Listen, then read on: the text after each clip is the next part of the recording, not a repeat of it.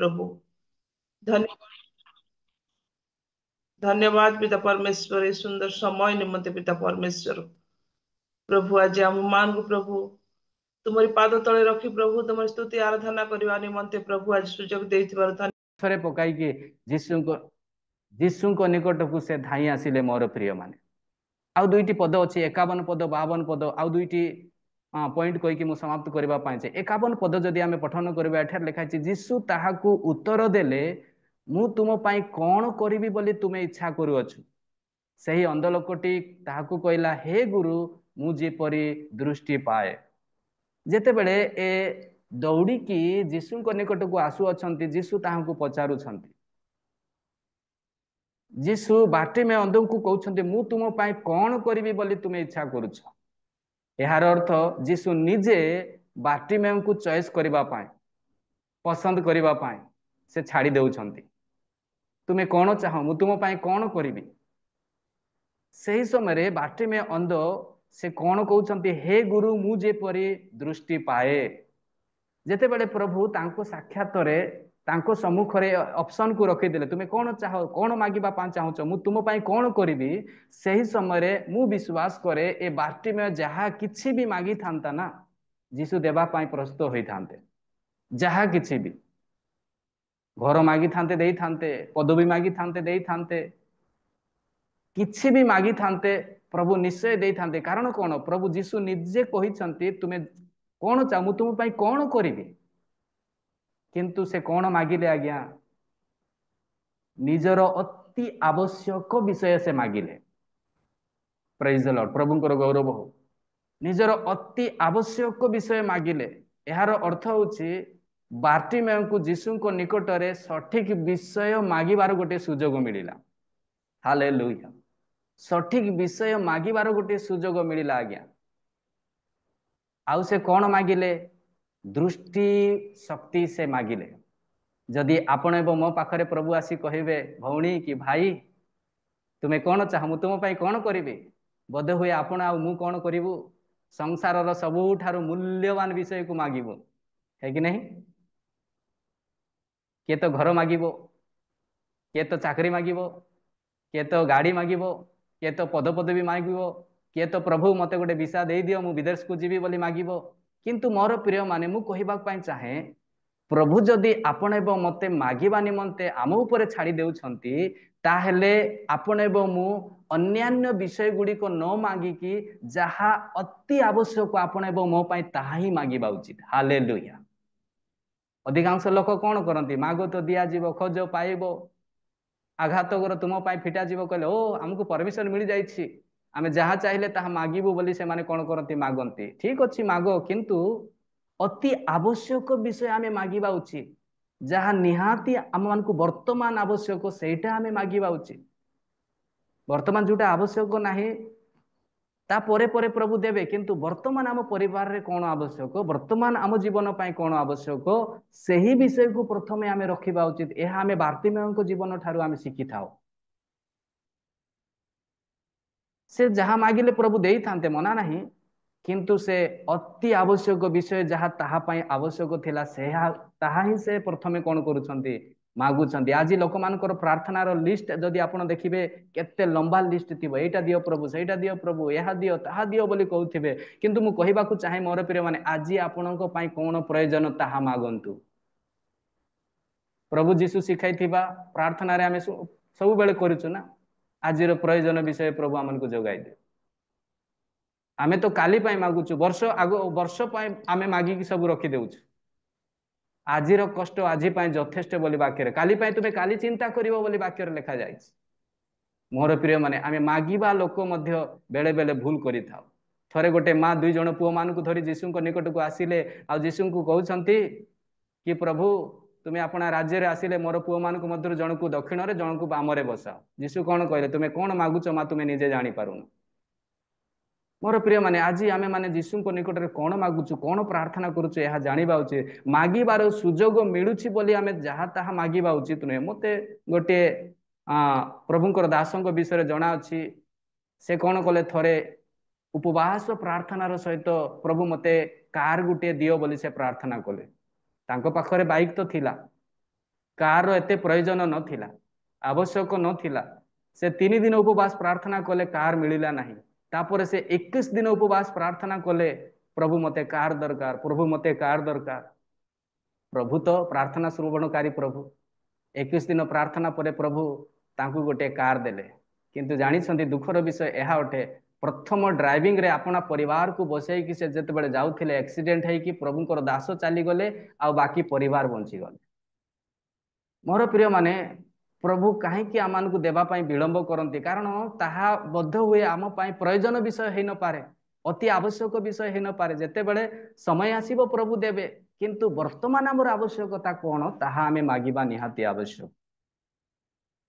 ତ ବାର୍ଟିମେୟଙ୍କୁ ମାଗିବାର ଗୋଟିଏ ସୁଯୋଗ ମିଳିଲା, ଆଉ ସେ ସଠିକ ବିଷୟ ମାଗିଲେ। ଆଜ୍ଞା, ଶେଷ ପଦ କହିକି ମୁଁ ସମାପ୍ତ କରିବା ପାଇଁ ଚାହେଁ।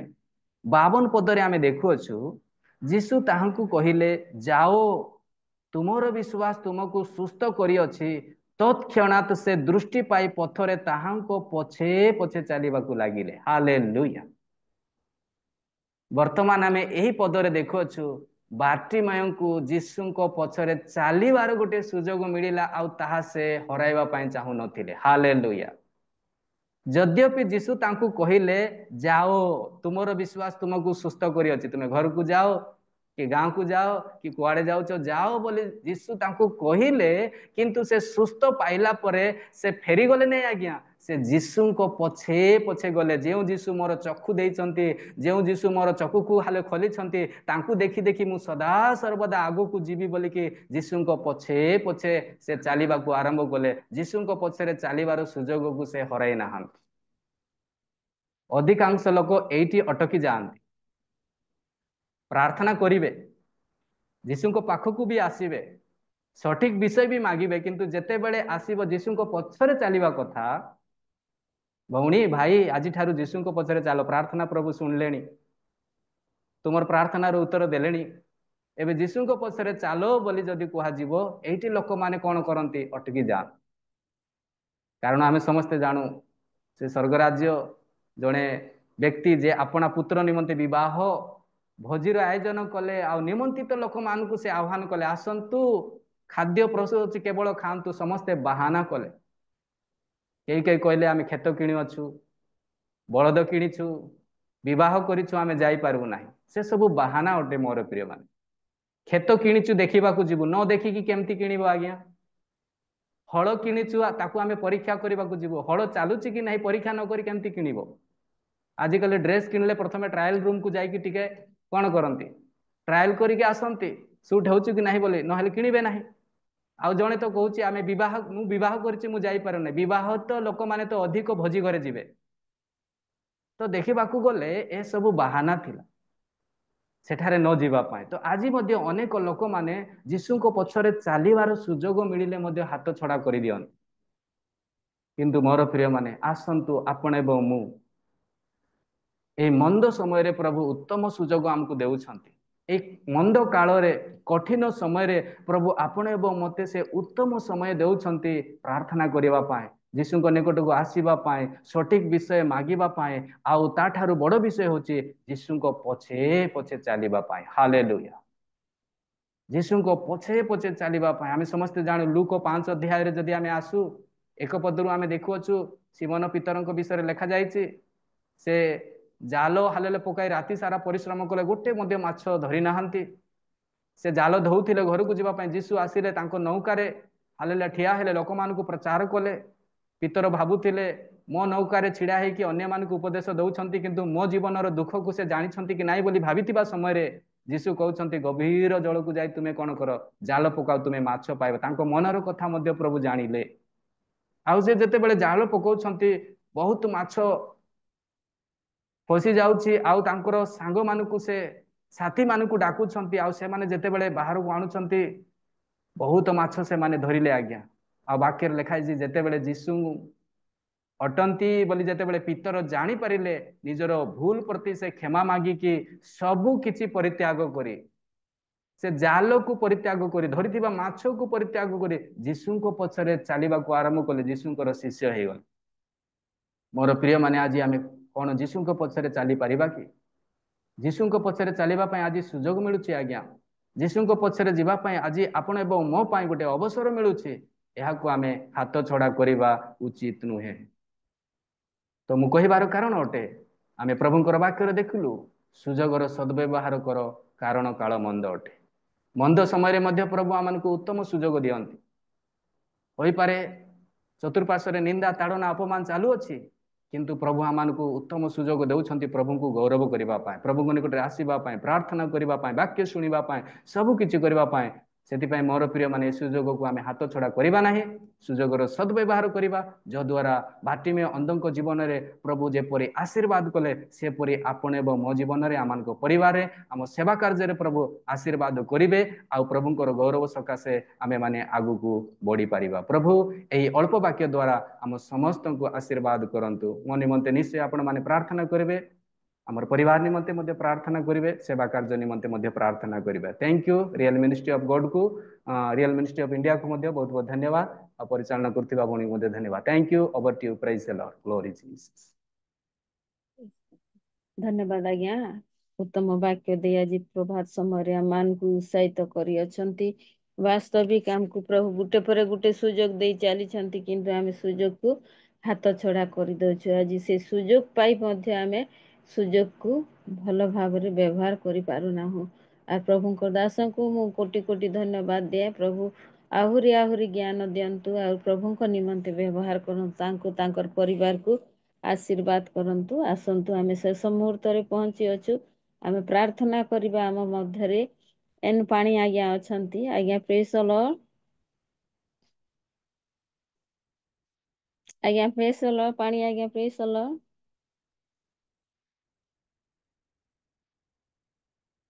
ଲୁକ ପାଣି ଆଜ୍ଞା ଅଛନ୍ତି। ଆଜ୍ଞା ପ୍ରେଜ୍ ଦ ଲର୍ଡ। ନମସ୍କାର ଭଉଣୀ। ହଁ ଆଜ୍ଞା, ପ୍ରାର୍ଥନା କରନ୍ତୁ ଆଜିର ୱାର୍ସିପ କରୁଥିବା ଭଉଣୀ ପାଇଁ, ଆଉ ପ୍ରଭୁଙ୍କର ଦାସଙ୍କ ପାଇଁ, ଆଉ ଆମେ ଯେତେ ଜୁମ୍ରେ ବସି ଅଛୁ ସମସ୍ତଙ୍କ ପାଇଁ ପ୍ରଭୁଙ୍କୁ ଧନ୍ୟବାଦ ଦେଇ ଶେଷ ପ୍ରାର୍ଥନା କରନ୍ତୁ। ଆଉ ଶେଷରେ ଆମର ସ୍ପିକର ଆଜ୍ଞା ଅଛନ୍ତି, ଶେଷ ଆଶୀର୍ବାଦ ଭିକ୍ଷା କରୁଥିବେ। ଆସନ୍ତୁ ପ୍ରାର୍ଥନା କରିବା। ଆଏ ଆମମାନଙ୍କର ସର୍ବମଙ୍ଗଳମୟକାରୀ ପିତା ପରମେଶ୍ୱର ଯୀଶୁ ରାଜା, ତମେ ଅସୀମ ମହାଦୟା ଅନୁଗ୍ରହ କରି ପ୍ରଭୁ ଏଇ 14 ତାରିଖର ପ୍ରଭାତ କାଳରେ ତମ ପବିତ୍ର ଚରଣ ତଳକୁ ଆସି ଆମମାନଙ୍କର ନିବେଦନ ଗୁହାରି ଜଣେଇବା ପାଇଁ, ତୁମ୍ଭ ନିକଟରେ ଆମମାନେ ଶରଣ ନେବା ପାଇଁ ସୁବିଧା ସୁଯୋଗ ଦେଲ। ଏଥିପାଇଁ ତୁମର ସେ ମହାପବିତ୍ର ନାମକୁ ଧନ୍ୟବାଦ ଧନ୍ୟବାଦ ଧନ୍ୟବାଦ ଦେଉଛୁ। ଦୟାଳୁ ପିତା, ପ୍ରଭାତ କାଳରୁ 4:30 ପ୍ରଭୁ ତୁମ ପବିତ୍ର ଚରଣ ତଳେ ଆମମାନଙ୍କ ନିବେଦନ ଗୁହାରି ଜଣେଇଲୁ। 5:10 ପ୍ରଭୁ ତୁମ ପବିତ୍ର ଆରାଧନା କଲୁ। 5:35 ପ୍ରଭୁ ଏ ପର୍ଯ୍ୟନ୍ତ ତୁମ ପବିତ୍ର ବାକ୍ୟରୁ ଆମେ ଶୁଣିବାକୁ ପାଇଲୁ।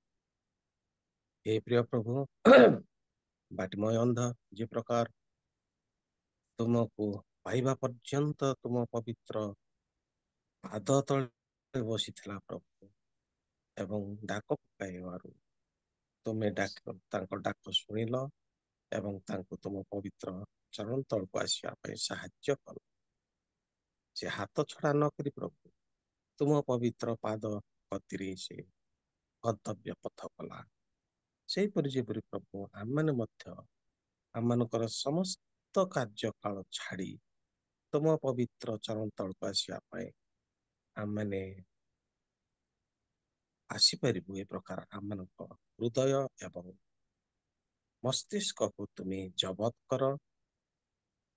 ସେଦିନ ବାଟିମୟ ଅନ୍ଧର ଚାଦର ଯିଏ ଫୋପାଡ଼ିଲା, ସେଇ ଚାଦର ଶୈତାନ ଢାଙ୍କିକି ରଖିଥିଲା ପ୍ରଭୁ ତାକୁ। ସେପରି ଆମମାନଙ୍କ ହୃଦୟ ମଧ୍ୟରେ ମଧ୍ୟ ଶୈତାନ ଜବତ କରି ରଖିଅଛି। ଏ ହୃଦୟ ଏବଂ ମସ୍ତିଷ୍କକୁ ଶୈତାନର ଫାନ୍ଦରୁ ଦୂର କରିବା ପାଇଁ ଆମକୁ ସ୍ୱର୍ଗୀୟ ଶକ୍ତି, ବଳ, ବୁଦ୍ଧି, ଜ୍ଞାନ ପ୍ରଦାନ କର। ଏପରି ପ୍ରଭୁ ଶୈତାନକୁ ଫୋପାଡ଼ି ତୁମ ପବିତ୍ର ଚରଣ ତଳକୁ ଆସିପାରିବୁ, ଏ ପ୍ରକାର ସମସ୍ତଙ୍କ ହୃଦୟକୁ ତୁମେ ଆବୋରି ରଖ। ବାପା ଗୋ, ବାକ୍ୟଦାତା ଯେ ଆଜି ଏତେ ସୁନ୍ଦର ବାକ୍ୟ କହିଲେ, ତାହା ଆମମାନଙ୍କର ହୃଦୟ ମଧ୍ୟରେ କାର୍ଯ୍ୟ କରିବା ପାଇଁ ଆମ ସମସ୍ତଙ୍କ ହୃଦୟକୁ ତୁମେ ଜବତ କର ଏବଂ ପବିତ୍ର କର। ସେ ବାକ୍ୟ ଅନୁସାରେ ଚାଲିବା ପାଇଁ ସାହାଯ୍ୟ କର। ଶ୍ରୋତା ବକ୍ତା ସମସ୍ତଙ୍କ ପ୍ରତି ତୁମେ ଦୟା ଏବଂ ଅନୁଗ୍ରହ କର ବୋଲି ଅବଶିଷ୍ଟ କାର୍ଯ୍ୟକ୍ରମକୁ ତୁମ ପବିତ୍ର ଚରଣ ତଳେ ଥୋଇ এই ছোট নিবেদন করুଛୁ ବାପା। ଆମେନ୍ ଆମେନ୍।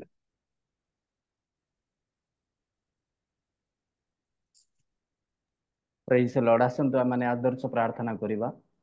ହେ ଆମମାନଙ୍କର ସ୍ୱର୍ଗସ୍ଥ ପିତା, ତୁମ ନାମ ପବିତ୍ର ବୋଲି ମାନ୍ୟ ହଉ।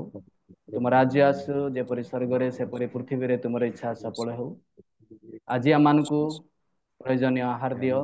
ଆମମାନେ ଯେପରି ଆପଣ ଆପଣା ଅପରାଧୀମାନଙ୍କୁ କ୍ଷମା କରିଅଛୁ, ସେପରି ଆମମାନଙ୍କର ଅପରାଧ ସବୁ କ୍ଷମା କର। ପରୀକ୍ଷାରେ ଆମମାନଙ୍କୁ ଆଣ ନାହିଁ, ମାତ୍ର ମଧ୍ୟ ରକ୍ଷା କର। ଯେଣୁ ରାଜ୍ୟ, ପରାକ୍ରମ ଓ ଗୌରବ ଯୁगे जुगे तुम्हारी हो पिता।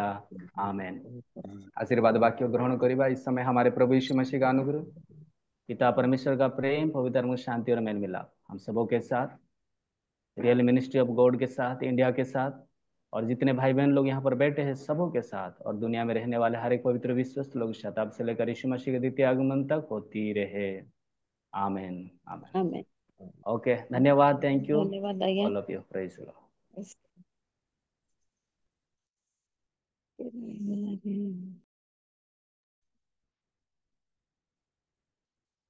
Praise the Lord.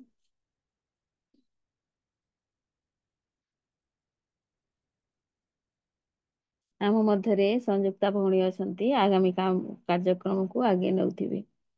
Praise the Lord ଭଉଣୀ। ପ୍ରେଜ ଦ ଲର୍ଡ ଦିଦି, ପ୍ରେଜ ଦ ଲର୍ଡ। ପ୍ରେଜ ଦ ଧନ୍ୟବାଦ ଲର୍ଡ। ଦିଦି, ବହୁତ ବହୁତ ଧନ୍ୟବାଦ। ଆଉ ସୁନ୍ଦର ପରିଚାଳନା ନିମନ୍ତେ ଆପଣଙ୍କୁ ବହୁତ ବହୁତ ଧନ୍ୟବାଦ ଦିଏ। ଇଣ୍ଟରସେସରି ପ୍ରେୟର ଠାରୁ ଆରମ୍ଭ କରି ଆଉ ଆଜିର କାର୍ଯ୍ୟକ୍ରମ ସମାପ୍ତି ପର୍ଯ୍ୟନ୍ତ ସୁନ୍ଦର ଭାବରେ ପରିଚାଳନା କରିଗଲେ, ସେଥିପାଇଁ ଆପଣଙ୍କୁ ବହୁତ ବହୁତ ଧନ୍ୟବାଦ ଦିଏ। ପ୍ରେଜ ଦ ଲର୍ଡ ଦିଦି, ପ୍ରଭୁ ଆଶୀର୍ବାଦ କରନ୍ତୁ। ଧନ୍ୟବାଦ ଦିଏ ରୀତା ଭିଟ ଦିଦିଙ୍କୁ, ଅତି ସୁନ୍ଦର ଭାବରେ ଆଜିର ଆରାଧନା କରିଗଲେ। ଅତି ସୁନ୍ଦର ଗୀତ ଗୁଡାକ ଗାଇ, ଅତି ହୃଦୟସ୍ପର୍ଶୀ ଗୀତ ଗୁଡାକ ଗାଇ ପ୍ରଭୁଙ୍କର ଗୌରବ ମହିମା କରିଥିବାରୁ ଦିଦିଙ୍କୁ ମଧ୍ୟ ବହୁତ ବହୁତ ଧନ୍ୟବାଦ ଦିଏ। ଆସନ୍ତୁ ଗୋଟେ ଉଚ୍ଚ କରତାଳ ଦିଏ ପ୍ରିୟ ଦିଦିଙ୍କୁ ଆମେ ଧନ୍ୟବାଦ ଅର୍ପଣ କରିବା। ଧନ୍ୟବାଦ ଦିଏ। ଆଉ ରୀନା ପଲ୍ ଦିଦିଙ୍କୁ ପାଇଁ ମଧ୍ୟ ଆମେ ଗୋଟେ ଉଚ୍ଚ କରତାଳ ଦେଇ ଆମେ ଧନ୍ୟବାଦ ଦେବା। ସୁନ୍ଦର ପରିଚାଳନା ଥିଲା। ପୁଣି ଧନ୍ୟବାଦ ଦେବାକୁ ଚାହେଁ ଆମମାନଙ୍କର ପାଷ୍ଟର ସୁରେନ୍ଦ୍ର ନାୟକ ଆଜ୍ଞାଙ୍କୁ। ଆଉ ଆମମାନଙ୍କର ଅନୁରୋଧକୁ ରକ୍ଷା କଲେ, ପୁଣି ଆସିଲେ, ପୁଣି ଅତି ଗୁରୁତ୍ୱପୂର୍ଣ୍ଣ ଶିକ୍ଷା ଆମମାନଙ୍କ ମଧ୍ୟରେ ଆଉ ପ୍ରଦାନ କଲେ। ସେଥିପାଇଁ ସୁରେନ୍ଦ୍ର ନାୟକ ଆଜ୍ଞାଙ୍କୁ ମଧ୍ୟ ଏକ ଉଚ୍ଚ କରତାଳ ଦେଇ ଆମମାନେ ପ୍ରଭୁଙ୍କର ଗୌରବ ଉଦ୍ଦେଶ୍ୟରେ ଧନ୍ୟବାଦ ଅର୍ପଣ କରିବା। ବହୁତ ବହୁତ ଧନ୍ୟବାଦ ଆଜ୍ଞା। ଆଜି ଆମମାନଙ୍କ ସହିତ ରିଏଲ ମିନିଷ୍ଟ୍ରି ଅଫ ଇଣ୍ଡିଆ ସହିତ ଜଡିତ ହେଲେ, ପୁଣି ସୁନ୍ଦର ଗୁରୁତ୍ୱପୂର୍ଣ୍ଣ ବାକ୍ୟ ଆମମାନଙ୍କ ମଧ୍ୟରେ ପ୍ରଦାନ କଲେ। ସେଥିପାଇଁ ଆପଣଙ୍କୁ ରିଏଲ ମିନିଷ୍ଟ୍ରି ଅଫ ଇଣ୍ଡିଆ ତରଫରୁ ବହୁତ ବହୁତ ଧନ୍ୟବାଦ ଅର୍ପଣ କରେ। ପ୍ରେଜ ଦ ଲର୍ଡ ଆଜ୍ଞା। ପୁଣି ଧନ୍ୟବାଦ ଦେବାକୁ ଯାଏ ଯେତେ ଜଣ ପ୍ରାର୍ଥନାରେ ତୋଳି ଧରିଲେ ସମସ୍ତଙ୍କୁ ଧନ୍ୟବାଦ ଦିଏ। ପୁଣି ଯେତେ ଜଣ ଜଡିତ ହୋଇ ଅଛନ୍ତି ସମସ୍ତଙ୍କୁ ଧନ୍ୟବାଦ ଦିଏ। ଆପଣମାନଙ୍କର ଉପସ୍ଥିତି ହିଁ ଆଜିର କାର୍ଯ୍ୟକ୍ରମକୁ ସାଫଲ୍ୟ ମଣ୍ଡିତ କରିଛି। ସେଥିପାଇଁ ଆପଣମାନଙ୍କୁ ସମସ୍ତଙ୍କୁ ରିଏଲ ମିନିଷ୍ଟ୍ରି ଅଫ ଇଣ୍ଡିଆ ତରଫରୁ ବହୁତ ବହୁତ ଧନ୍ୟବାଦ ଅର୍ପଣ କରେ। ପୁଣି ଧନ୍ୟବାଦ ଦିଏ ଆମମାନଙ୍କର ହୋଷ୍ଟ ଆଜ୍ଞାଙ୍କୁ। ଆଉ ତାଙ୍କରି ପ୍ରୟାସ ଯୋଗୁ ଆଜି ଆମମାନେ ଏଇ ସୁନ୍ଦର ପ୍ଲାଟଫର୍ମ ପାଇଅଛୁ। ଆଉ ଈଶ୍ୱରଙ୍କର ଜୀବନ୍ତ ବାକ୍ୟ ଆନନ୍ଦର ସହିତ ବସି ଶୁଣିବାକୁ ଆମମାନଙ୍କୁ ମିଳୁଅଛି। ସେଥିପାଇଁ ଆମମାନଙ୍କର ରିଏଲ ମିନିଷ୍ଟ୍ରି ଅଫ ଇଣ୍ଡିଆର ଆମମାନଙ୍କର ହୋଷ୍ଟ ଆଜ୍ଞା ଙ୍କ ପାଇଁ, ଆମମାନେ ପିଟର କର ଆଜ୍ଞାଙ୍କ ପାଇଁ ଆମମାନେ ଗୋଟେ ଉଚ୍ଚ କରତାଳ ଦେଇ ଆମମାନେ ଧନ୍ୟବାଦ ଅର୍ପଣ କରିବା। ଠିକ ଅଛି। ପ୍ରେଜ ଦ ଲର୍ଡ ସମସ୍ତଙ୍କୁ। ଏଇ ସମୟ ଆପଣମାନଙ୍କର, ଆପଣମାନେ ଚାହିଁଲେ ବକ୍ତା ମହାଶୟ ଅଛନ୍ତି, ଅଳ୍ପ ସମୟ ଆପଣମାନେ କଥାବାର୍ତ୍ତା କରିପାରିବେ। ଆଗାମୀ ସମୟ ଆପଣମାନଙ୍କର। ପ୍ରେଜ ଦ ଲର୍ଡ ସମସ୍ତଙ୍କୁ। ସମସ୍ତଙ୍କୁ ପ୍ରେଜ ଦ ଲର୍ଡ। ଆମମାନଙ୍କର ଆରାଧନା କରୁଥିବା ସିଷ୍ଟରଙ୍କୁ ମଧ୍ୟ ବହୁତ ବହୁତ ଧନ୍ୟବାଦ। ବହୁତ ସୁନ୍ଦର ଆରାଧନା କଲେ। ମୁଁ ତ କମେଣ୍ଟରେ ବି ଲେଖିଥିଲି ବ୍ୟୁଟିଫୁଲ ୱାର୍ସିପ ବୋଲିକି। ଭାରି ଭଲ ଲାଗିଲା। ପ୍ରଭୁ ତାଙ୍କୁ ଆଶୀର୍ବାଦ କରନ୍ତୁ। ତାଙ୍କର ବୟସ ଆଉ ସ୍ୱର ଭିତରେ ମୁଁ ବହୁତ ତଫାତ ଦେଖିଲି। ତା ସ୍ୱର ଗୋଟେ କମ ବୟସର ଲୋକ ଭଳିଆ ସ୍ୱର, କହିଲା ବେଳକୁ ତାଙ୍କର ବୟସ୍କ ଭଳିଆ, କିନ୍ତୁ ଗୀତ ଗାଇଲା ବେଳକୁ ଅତି ସୁନ୍ଦର ସ୍ୱର ହଉଥିଲା। ଭାରି ଭଲ ଲାଗିଲା ମତେ। ପ୍ରଭୁ ଆଶୀର୍ବାଦ କରନ୍ତୁ, ଏମିତି ବ୍ୟବହାର କରନ୍ତୁ। ଆଉ ଆମମାନଙ୍କର ବକ୍ତା ତ ଚାଲିଗଲେ ନା କଣ? ସାର୍ ନମସ୍କାର ଅଛନ୍ତି ସାର୍। ଆଜ୍ଞା। ପ୍ରେଜ ଦ ଲର୍ଡ। ହଁ, ପ୍ରେଜ ଦ ଲର୍ଡ ସାର୍। ଆମେ ପ୍ରେଜ ତ ଦ ଲର୍ଡ ବାଟିମୟ ଅନ୍ଧ ବିଷୟରେ ସବୁବେଳେ ଶୁଣୁ, କିନ୍ତୁ 4ଟା ପଏଣ୍ଟ ଉପରେ ଆପଣ ଅତି ସଲିଡ ବାକ୍ୟ କହିଲେ, ଯେଗୁଟା ଆମେ ସବୁବେଳେ ସୁଯୋଗକୁ ହାତ ଛଡା, ତାର ସୁଯୋଗ ସେ ହାତ ଛଡା କଲେନି। 4ଟା ପଏଣ୍ଟ ଉପରେ ବହୁତ ସୁନ୍ଦର ଭାବରେ କହିଲେ। ପ୍ରଭୁ ଆଶୀର୍ବାଦ କରନ୍ତୁ, ଏ ପ୍ରକାର ବ୍ୟବହାର କରନ୍ତୁ। ସମସ୍ତଙ୍କ ପାଇଁ थैंक यू ଗୋଟେ सर, ଆବଶ୍ୟକୀୟ। Thank you. ବହୁତ ସୁନ୍ଦର ଲାଗିଲା। ଆଉ ପ୍ରଭୁ ଆପଣ ଏଇ ପ୍ରକାର ବ୍ୟବହାର କରନ୍ତୁ, ଆମ ପ୍ରାର୍ଥନା ରହିବ। थैंक यू ଆପଣ ଆସୁଥାନ୍ତୁ, ଏକ ନୂଆ ନୂଆ ଥଟ୍ ନେଇକି ଆପଣ ପ୍ରକାଶ କରନ୍ତୁ, ଏଇଟା ଆମମାନଙ୍କର ପ୍ରାର୍ଥନା ରହିଛି। Thank you sir.